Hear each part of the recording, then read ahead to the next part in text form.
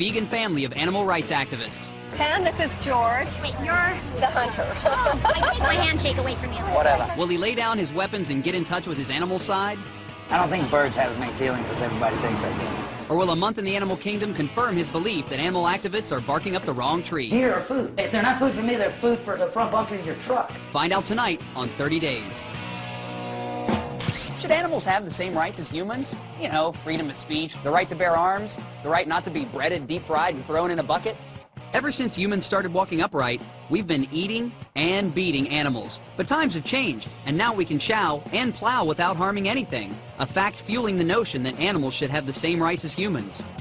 But drugs need to be tested, Grandma needs a companion, and everyone loves a good burger. We didn't claw our way to the top of the food chain for nothing, right? Members of the animal rights movement cry foul. For years, they've used celebrity appeal, protest, and shocking videos to combat abuses in the food industry, the clothing industry, and the field of animal research. The jailing of football superstar Michael Vick on federal dogfighting charges was the wake-up call animal rights activists had been waiting for. In fact, many of them believe that we're in the middle of a full-fledged animal holocaust. With animal rights in the public eye and veganism sexier than ever, people are asking, should animals be given the same rights as humans? If not, shouldn't they at least be treated humanely? We'll find out when a deer-hunting woodsman with a taste for T-bone has his notion of animal rights and wrongs challenged for the next 30 days.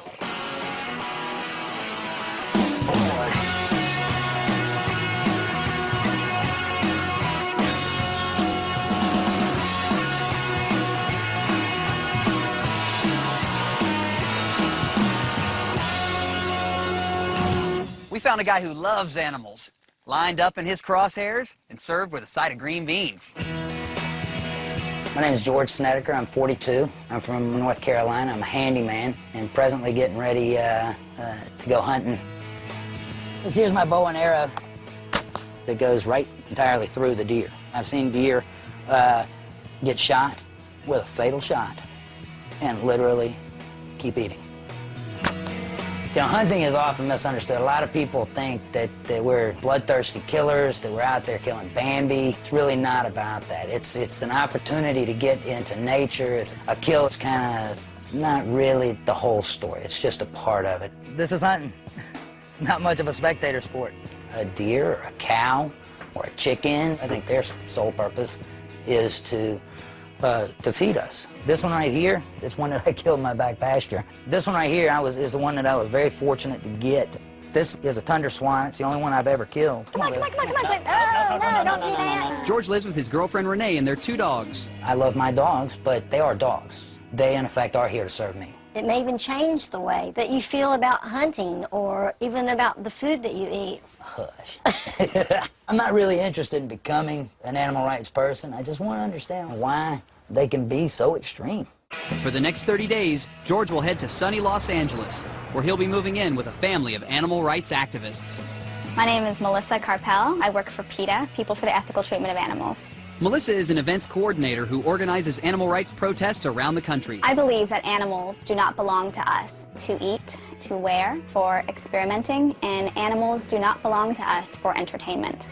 Melissa converted Mom Madeline and twin sisters Kimberly and Stephanie to the vegan lifestyle 2 years ago.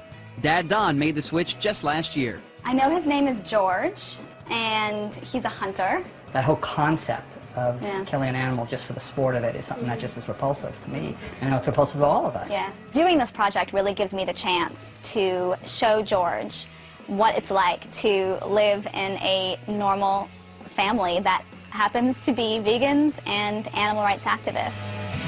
It's the evening before George has to head out west, and girlfriend Renee has put together a going-away barbecue and invited over a posse of his meat-loving friends. See somebody make this out of tofu.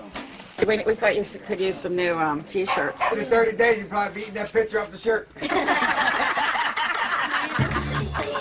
got a lot of friends that don't think that I can do this. Who's buying me a steak when I come back? You might not want it when you come back. Oh, shut up. They might convert you. You know me better than that.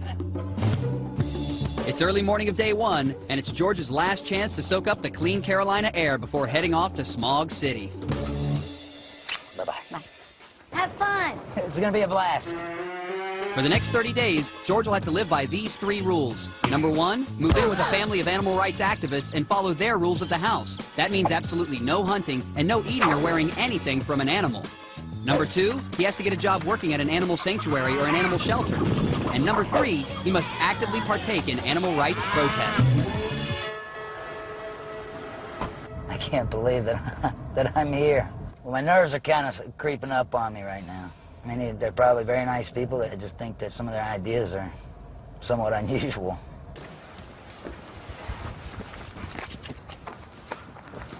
How are you? Good. So nice to meet you, George. Welcome, Nice Melissa. to meet you. Hi, I'm Stephanie. So nice to meet Stephanie. Stephanie, nice to meet you. So nice to meet you. I'm Kimberly. Hey, Madeline, Don. nice to meet you. Hey, George, Dawn. Hey, Don, nice to meet you, buddy. Molly is about 14 and she's deaf. This is Jackson. Jackson's pretty. I was pretty nervous. This is a guy that goes out and shoots an animal in cold blood. Hey, George. Yeah. I have a friend coming over who's actually helping us with the demo tomorrow. Is that all right with the you? what tomorrow? The demonstration that we're doing tomorrow. Oh, yeah, the cooking demonstration. Yeah, we're going to be going out on the street and doing a little protest. Evidently, my first day, I have to go and take part in a protest. I've never taken part in a demonstration of any kind. What kind of a response? Most of the time we get people coming by that ask for leaflets. They want to know why we're out there. We have a video here that I want to show you. Cutting a beak off is not like trimming your nails. It's like having the tips of your fingers chopped off. And the shock of it sometimes kills the birds. Catching the birds for transport to slaughter is extremely harmful to them when done by poorly paid and poorly trained workers. The catchers gather 4 or 5 birds at a time and violently hurl them into crates, often breaking their bones and bruising them. All right. Well done. So it's a little bit. I think half of that is bullshit. I'm sure you guys are going to show the ugliest video that you could possibly find. Animals do not belong to us to be put in factories. Animals do not belong to us to be eating for food and to be slaughtering as a product and to be kept in cages if they can't even spread their wings. They are their own sentient beings that have a right to exist on their own. I disagree. It's going to be a rocky road if he's not able to accept the fact that animals have rights. This is exactly what I expected when I came here. It's typical anybody that's got a cause. They've got a lot of complaints and no solutions. Since I have the ability to think about what I'm putting on my plate, that gives me the right to eat anything that I want. I'm not going to change my ways. If things aren't different from the way they were today, it's going to be a very uncomfortable month for the both of us.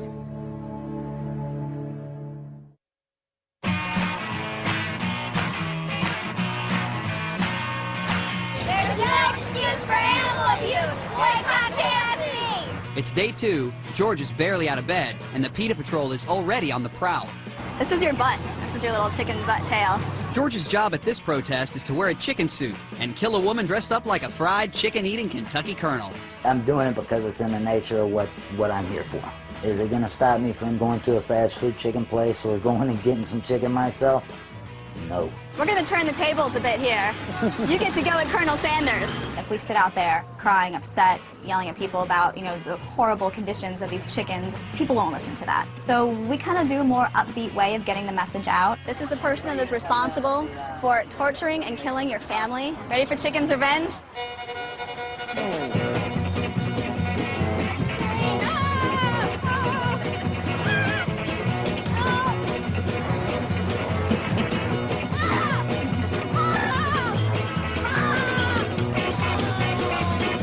It was a little fun to watch this hunter go out and wear chicken suits, speaking up for the chickens. I can solve you if I want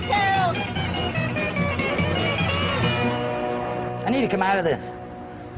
These places like this, they're providing a service that people want. People want to eat this food, but they also have a right to know Absolutely. what is going on. Because Absolutely. you're not going to rely on this restaurant or any of these industries to go, let me tell you what kind of cruelties have been suffering to the chicken before it arrived in your bucket. Unfortunately, I'm more inclined to believe them simply because they are in the business of putting my food on my table, and that's what exactly I right. eat. They're a business. Save the world if you want, but stay off my dining room table.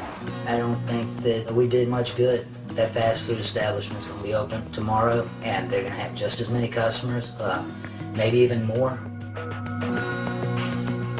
It's day 3, and to show George that animal rights isn't all bullhorns and machete-wielding chickens, Melissa signs him up to work at an animal rescue facility outside L.A. There's an animal sanctuary that's about 45 minutes from here called Animal Acres. What it is animals that are rescued from factory farming. So you see the chickens there with their beaks cut off, and you see, you know, turkeys that have their legs bowed and stuff like that. How do you rescue an animal? Do you steal it? No. She's going to explain to you how she acquires her animals that she has there. For the next month, George's boss will be the co-founder and director of Animal Acres, Lori Bouston. Hi, you must be George, huh? That's me. Welcome, welcome. You've had quite the adventure, I'll tell you that. You've got courage, George. Yeah, I hear you. I started the farm animal sanctuary movement 21 years ago because there was a huge need to rescue and protect cows, pigs, and chickens. You know, most farm animals are excluded from state anti-cruelty laws, which means anything goes. And when we find animals suffering at factory farms and stockyards, there needs to be a place like Animal Acres to bring the animals to. They're very cute. Oh, Angus. He loves chin scratches. Oliver wants to give you a kiss. Oliver. Oliver won't be kissing me. Say, please don't eat me. I still think these are food animals. I mean, I might not eat them, but in my opinion, that's the one thing that I'm going to have a hard time with this month is there's certain animals that were meant to be eaten. Well, these, of course, are the chickens and the turkeys. Come here, sweeties. Yeah, go ahead and give her a pet. Just for the record, I think birds are nasty. So isn't it funny how we're raised, you know, just as Germans in, you know, Nazi Germany decided that Jewish people were different and not worthy of value and, in fact, life, it's the same now with what humans are doing with animals. Suffering and dying are two different things. Mm-hmm. Yeah, that's true. You know. But see, now I could no more kill this turkey and eat her than I could a dog. I just don't feel I have a right to kill animals. I just... any more than I think Nazis had the right to kill Jews or men had the, you know, whites had the right to, you know, kill African Americans. You know, to me, it's just... Feed people. Everybody's got everything. You know, they've got these really scripted pitches. Their shtick is to shock. And I don't play that. Humans are completely different than animals. I would put even vegan above my dog. I mean, because they're people. You would save me over your dog? Of course. Oh, my God. You know, that's your family. It's a dog. It's your family. You don't even know me. That's a family. A dog is family. It's a dog. It's an animal. This woman can't think of anything besides her own agenda. I've got to go back to work with her. Well, this 30 days just got a lot longer. It's day 4, and to show George he isn't the only one testing new waters, Melissa is researching his favorite pastime. Look at that. Yeah, well, I know... hunting? No. She went out and bought a hunting magazine. These people are pretty proud of their trophies that they caught. I mean, they'll take, you know, pictures with them and stuff like that. They don't catch them. What do you mean? Oh, they kill them. Kill them. I totally get that you pride yourself on when you do shoot an animal. It's quick and painless. If you are going to hunt, that's, you know, the most humane way to do it. But I'm looking at some of these kids here, and some of them said that it was their first time out. And I'm just... You know, how is it that they're able to shoot an animal in a humane way and make sure that it's not going to suffer? The weapons are designed to be just absolutely dead-on accurate. And the way we do it is to try and be as humane as possible. The most humane thing would be not to be shooting them at all. You can't judge people that grow up in an environment where they deer hunt. In some places, it's a family event. Mm-hmm. It's something that a group of friends get together and they do on an annual basis. It's a big deal. I just don't understand where it comes from, what this pride is of sitting over an animal, especially in these pictures where they're propped up like it was some sort of, you know, prize. Somebody that's an animal rights person, any animal dying is a bad thing. So I guess the only emotion they want to see is tears. It's a beautiful animal. It is a beautiful animal, but it would be just as beautiful in a picture if he was sitting up in his tree stand all the time and took a gorgeous picture of him, you know, the deer eating grass or any of that. And everybody, stop eating meat, stop killing chickens, stop killing cows. It's just not going to happen. And quite frankly, I'm not even interested in making it happen.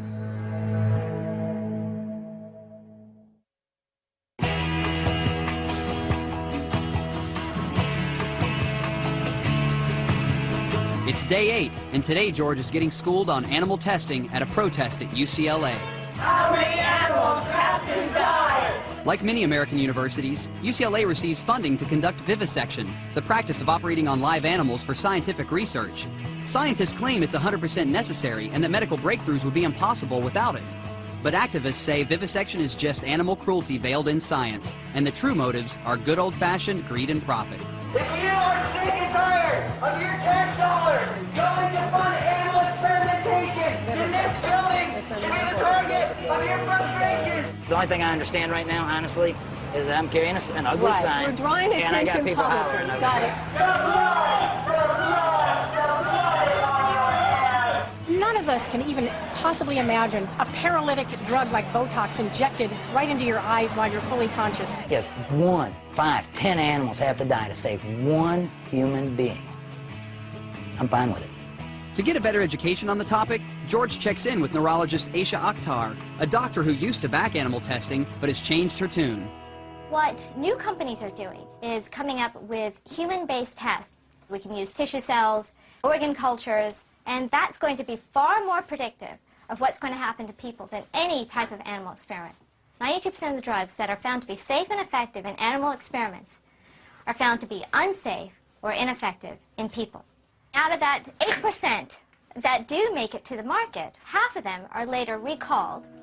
I finally got to talk to somebody that had something besides a rant. Do you see an end to it? It's not quite there yet, but with time I know that we are going to be able to move away from animal experiments fully, and people will get on board with that.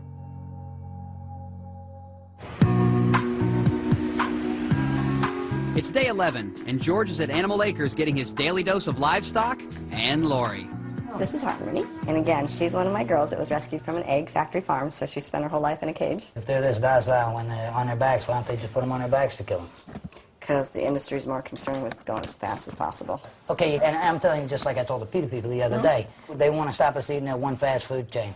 Well, then when that fast food chain stops what they're doing, well, then they're just going to find another chicken issue to jump on. And ultimately, their goal is to get everybody to live just like them. It's just not going to happen. Vegetarianism, veganism is a personal choice. We also work on reforms because we do recognize it's a personal choice. But what isn't a personal choice is, being cruel to the animals. You know, I try to be rational with that woman. There's really nothing I can say. I mean, without embarrassing my mother. That deer that I killed, I mean, I give it all the respect in the world. It doesn't go to waste.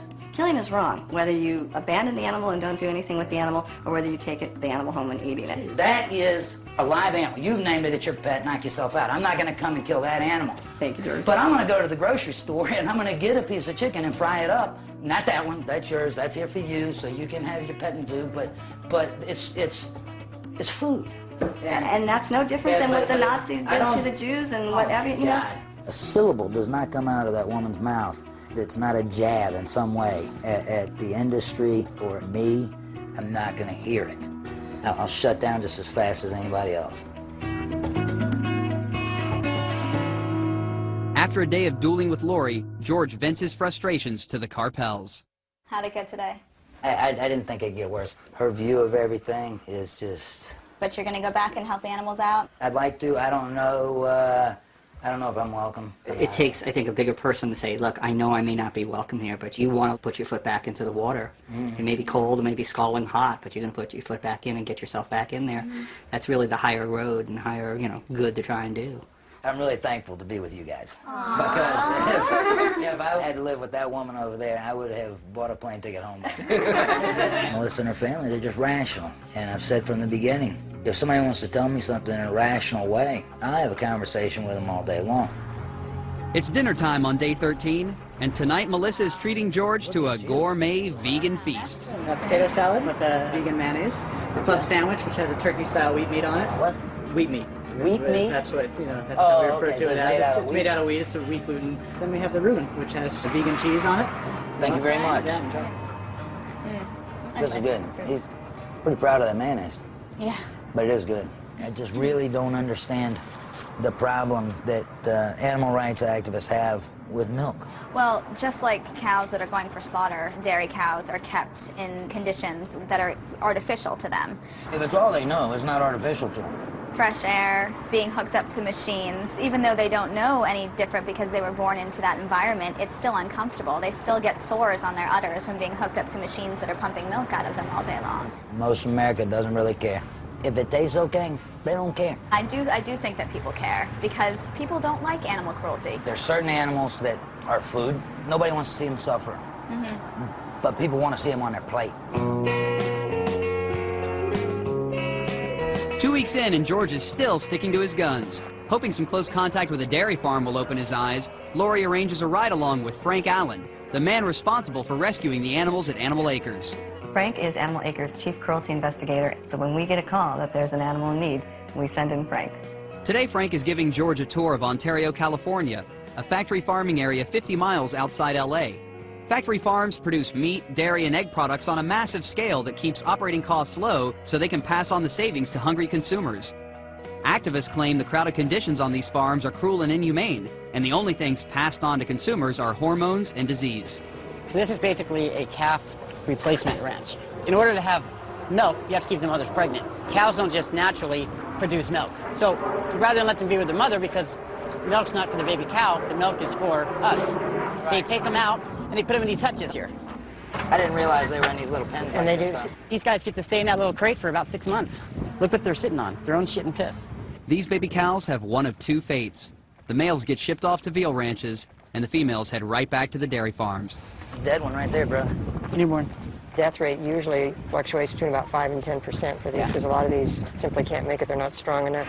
2 weeks ago we were out here, we found about 40 of them. One dairy farm had about 6 or 7 all stacked up. Any day of the week you'll come out here and see this. This is not uncommon. Well, it's the first time I've seen it. It's unfortunate. What do they do with that thing? Does like animal control or something come in? No, they have a dead animal pickup that comes around and he'll pick them up. And they'll render them up. What they basically do is they'll throw them all on like a conveyor belt and grind them up. When you eat meat and pork and stuff like that, you're actually kind of as a byproduct eating dead animals. Nobody wants to see this stuff. I expected to see it, and it wasn't pretty.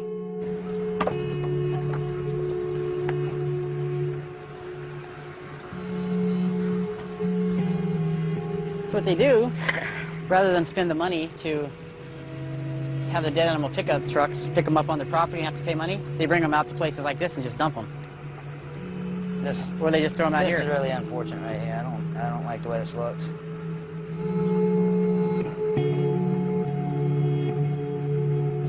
It's ugly. Like this guy's coming in here to pick up a load right now. I don't understand the industry, but that seems a little harsh. I mean, look, they just grab them by the back tail, the leg, whatever they can grab onto. I mean, just like they're shit. They're babies, man. I mean, if we did this to puppies, they'd be in jail right now, you know? But, yeah, just throw them out. Yeah, I just don't understand, you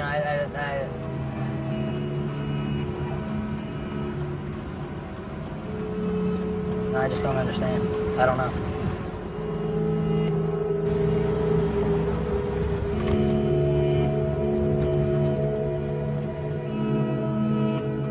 You know, when I got here, I was making an uninformed guess about what I was going to see.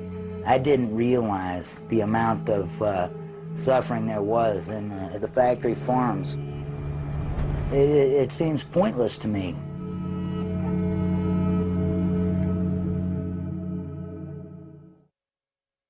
All right, now don't choke him now. With 11 days left and George starting to see the animal side of things, Melissa wants to introduce him to one of California's biggest animal rights issues. Every year, 500,000 cats and dogs are put down in California's shelters. Experts say this mass slaughter can be prevented if pet owners just spay and neuter their animals. A bill is being proposed to make it state law, and PETA is backing it full force. We're in a massive crisis right now, with 6 to 8 million animals just abandoned in shelters every year. We're supporting a bill in California that would require people to spay and neuter their animals in order to not have to pay a fine. And what that could do... You would fine people for not doing that? Yeah, yeah. I would sign that, like the Farm Animal Initiative, but I wouldn't sign this. Wanting to see LA's shelter situation firsthand, George heads out to the South Central Pound. Well, 90% of the animals in the shelters are turned in by the owners. Really? Oh, yeah. The owners turn them in for some particular reason they don't want them. For example, let's go here. Owner surrendered, 3 years old. The reason why they turned it in because they had too many dogs. Summer, lab massive mix. Owner turned it in because it costs too much to keep it because it's too big. When people come to shelters, they're looking for small dogs, puppies, and kittens. Those dogs and cats and the older animals they're not looking for. It's the last thing on their list. These dogs, very, very friendly, but the chances of her getting adopted is very limited due to it because she's a pit bull. The shelters don't have the resources to make the animals well. So what happens is the healthy animals come in and they start getting sick or they start getting a little aggressive or scared, then they go to the top of the list and get euthanized.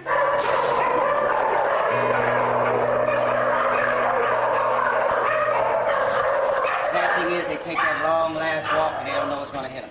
Now, this is exciting for him. He thinks, you know, this is good news. But guess what? It's the end of the road. And this is the last stop for most of the dogs here.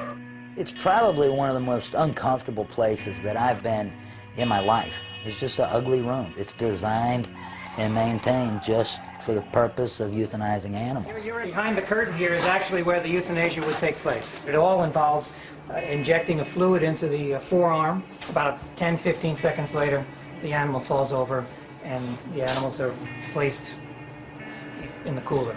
This is Fatal Plus, I think, isn't it? Go ahead, doctor. How do you destroy an animal that trusted its family? And how do you look at that trust that that dog has and then just give it away? And you can rationalize it, you can paint it any way you want. You know that animal's going to get killed.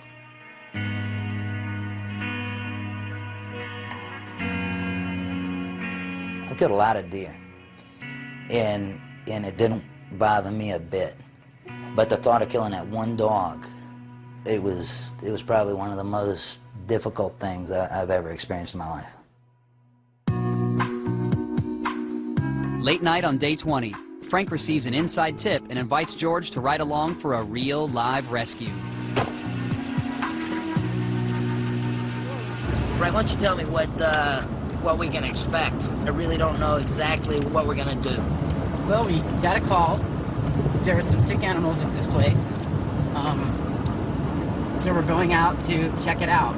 Hopefully we'll see nothing. That would be a good day. Yeah. If we do see something that's really sick, a lot of times they have them out on the ground or they just lay them out there to die, and we'll go out there and, pick them up and bring them back to the farm. I can't believe it was 3 o'clock in the morning. We're out here tripping around the country. That's what we do. He drives me off. He disappears, into the night or whatever. I can see shadows of him moving around, and I'm wondering, what in the world? They're just walking over there. I can't really see him now. It's really dark. All I can see is Frank walking around in the shadows, and I'm standing there in the dark, not knowing if the next person I'm going to see is the landowner or Frank. I don't think I want to see the landowner, otherwise we wouldn't be skulking around his farm at 3 o'clock in the morning. Finally, I can see Frank coming up to the gate. He's got this calf. This calf is disoriented. Down there. Watch out, his foot's in my...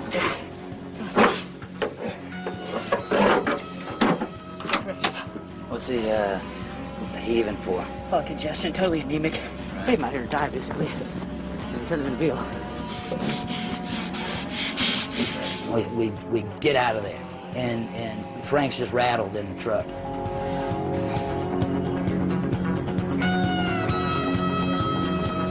After driving through the night, George and Frank arrive back at Animal Acres. Come on, buddy. See how he's still breathing kind of funny? I don't like that. Okay, try to grab his front legs. We'll do the same thing. Wait. There we go. Don't let him move. To get the cow healthy, they'll give him a shot of penicillin and a big baby bottle of electrolytes. What are the chances this little guy will survive? About 50-50. For the next week, he'll be on penicillin. We'll give him electrolytes, and eventually we'll give him a little bit of grain. This sick calf has been locked in a 2x4 crate his entire life. Thanks to George and Frank, he's about to take his first steps on open ground. Come on, little guy. Come on, dude. Step there, silly. Come on now. Come on. There you go. There you go.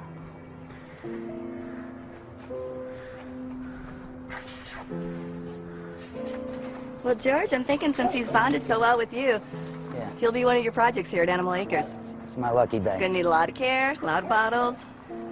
Aw, see, he likes you.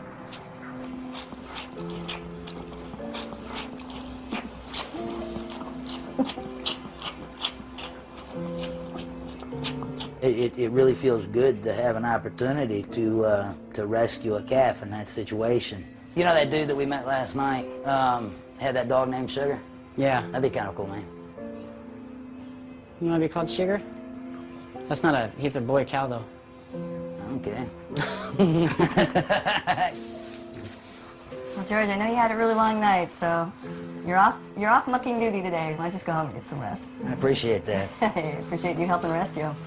He's safe now, thanks to you, George. Thank you. Frank will give you a ride home. Did you charm him, Sugar? You keep charming him. You keep charming him, Sugar. Well, Frank, I appreciate you showing me the things that I've seen. I'm in a position today where, golly, I mean, my friends wouldn't believe it, but I guess today I was an animal activist. How about that, huh? Yeah, that's a good thing. There's nothing wrong with that.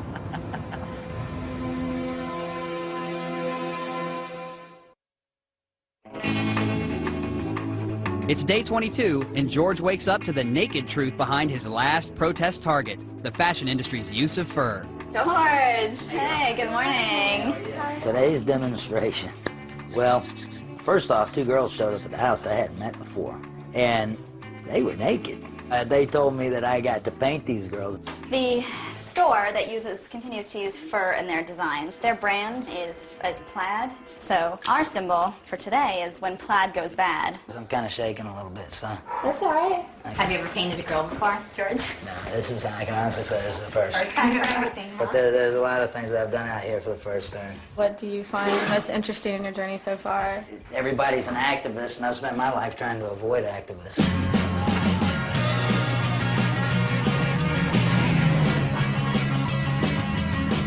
After George puts on the finishing touches, it's protest time. His job today will be to broadcast PETA's position on fur. How does it feel? I feel like Batman. I don't think I'm the same man I was when I came here. When I came out here, I didn't even consider animal rights at all. And I'm a hard-headed guy. If it'll affect somebody like me, I have to believe that it'll make an impression on a lot of people. I saw a picture of an animal that was absolutely skinned, and it was still alive. It's absolutely disgusting. It was a beautiful thing to watch him stand out there and explain to two women why we were standing out there. On a whole cat, like a bobcat, for instance, they only use the stomach. I feel like we're getting the message out against fur and cruelty to animals in the fur I think we scared the crap out of a couple of people. In there, yeah. We did. I think some of those people got to know me and respect me for coming out here and being open-minded enough to put myself in a position like this. Would you like to sign a petition for protecting farm animals here in California? They can't stand up in a lot of cases, turn around. He's reluctant to call himself an activist, but in these past couple days, he has proven that he is an activist. Just hold it up a little higher and you get a hold of it. There you go. Got him right there. Yes. He likes to do it. See, he doesn't have fat on it. He won't bite you. Yeah. He's really sweet. He's little animals, so you don't want to touch him real hard. So they go in here to lay eggs. I've been throwing a lot of curveballs, put completely out of my comfort zone. Who would have thought I'd be sitting here enjoying a fake Big Mac? I'm no more a vegan than I was the day I stepped in this place. I am just more informed. Veal crates, which are a little crate that they put these little cows in out of the dairy industry, and they chain their heads down. It's not necessary to make these animals suffer.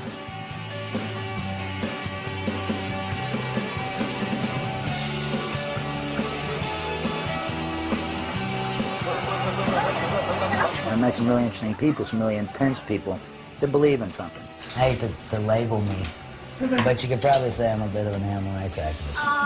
Cheers, cheers, cheers. Cheers. Cheers, you guys. Cheers.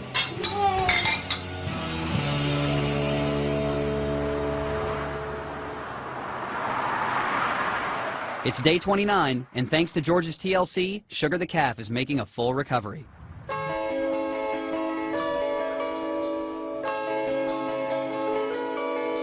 When it comes to Sugar, that's the luckiest cow in the world.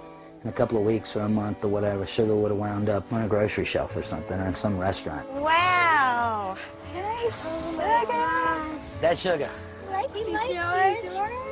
Look at him rubbing up against you. George, he really likes you. Stop. I just fed him. Oh, look at him, he runs towards Daddy. What? They're like, oh, look, he likes his daddy. They're girls. What do you want? He's actually been doing really well health-wise, but emotionally I'm a little concerned because he's been crying a lot. So we're going to introduce him today, which is really fun. Great. Oh, so we get to see. Yeah. Come on, Sugar. Come on, boy. It's all new.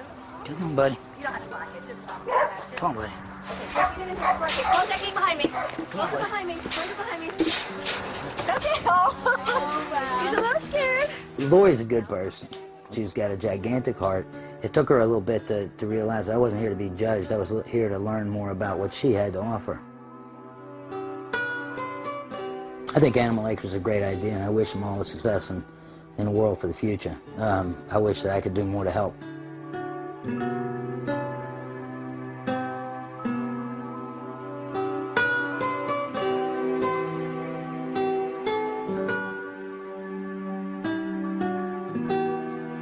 It's early morning of George's last day in L.A., only a few hours left before he heads back home to Carolina. Jack. Hey, George. He is going to miss you a lot. Well, we're all going to miss you, George. I mean, I can't believe it's been a nice trip. It's been an amazing trip. When I go back, I'm going to be a different person. You can't witness the things that I've witnessed and not be changed or affected. Naturally, I'm going to go back, and I'm the same guy I was, but the different things that I do are going to, they're going to raise some questions, you know. Some people are going to rib me. You know, they're going to pick at me. The best thing is when these folks ask me why I'm doing stuff, you know, I can tell them. And my friends, they'll listen to me. It's been a great deal of fun. Yeah. And I'm happy to have gotten to know each and every one of you. Yeah. Especially you. Thanks. There's a lot of reasons that we should not have gotten along, but we just got along. It was just amazing how well we got along.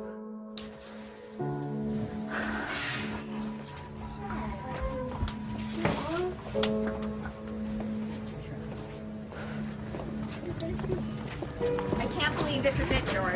I feel like you're just walking up for the first time. I'm gonna cry. So much. I think that a lot of things that I've seen here are absolutely dead on target.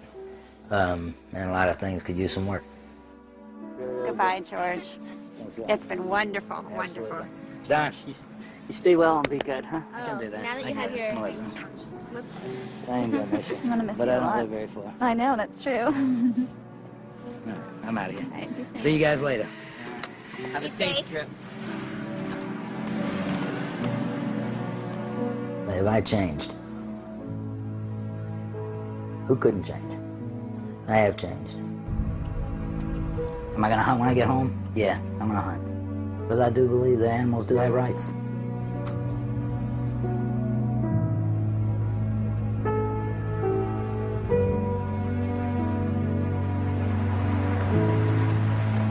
Before George heads to the airport, he needs to make one last stop.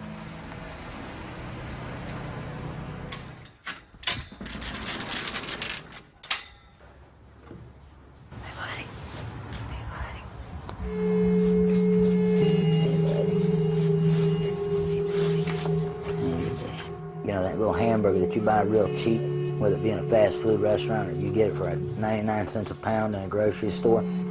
So, you know, you look in the ingredients, it says ground beef. It doesn't say sick ground beef. It doesn't say unhealthy ground beef. It doesn't say used up dairy cow ground beef. They just take them all and they mix them in a big old pot and they spit it out a pound at a time. Animals don't deserve to suffer or be abused. I'm a fan of stopping the abuse and stopping the suffering. It's unnecessary. You gotta believe in animal rights.